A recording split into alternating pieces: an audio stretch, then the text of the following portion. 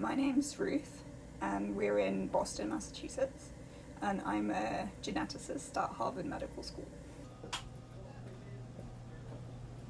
Right now I'm working on a phenomenon called ultra-conservation.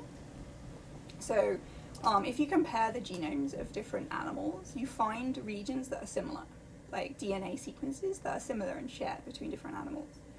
And that's because of the fact that we all come from a common ancestor that had a single genome and we've diverged.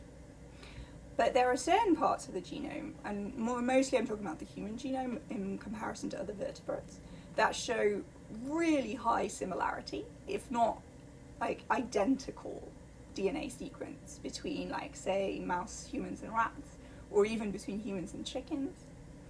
And those are ultra conserved, that's what the name of it is.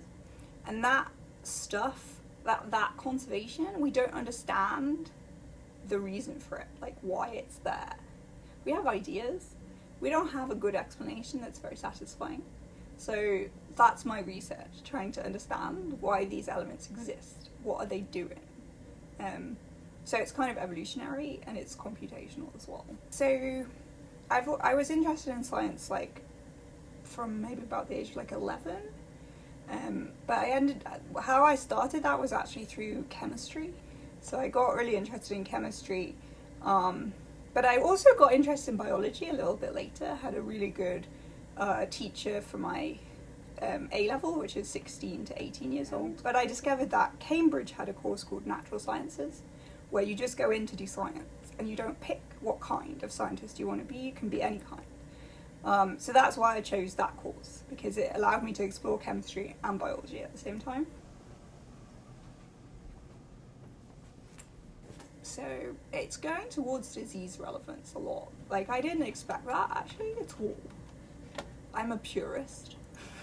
So I was no, I want to do science to understand. If I wanted to help people, I would be a doctor, a medical doctor. I could definitely help a lot of people like that.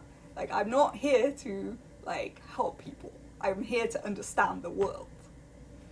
But it turns out what I'm doing, understanding it, is actually very informed by disease.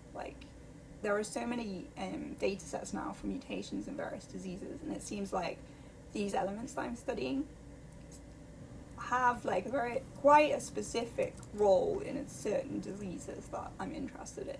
And these diseases turn out to be diseases that a lot of people care about, like cancer and autistic spectrum type diseases. I do quite a lot of mentoring actually. So I've had a number of students who've come to work with me on this project. That's something that I really like, and it's actually one of the things I wouldn't want to give up, and that's one of the reasons I'm interested in academia. I think we use the MCF5. Yeah, I think that would be the best thing. Yeah. So you can't do this if you don't just really want to do it.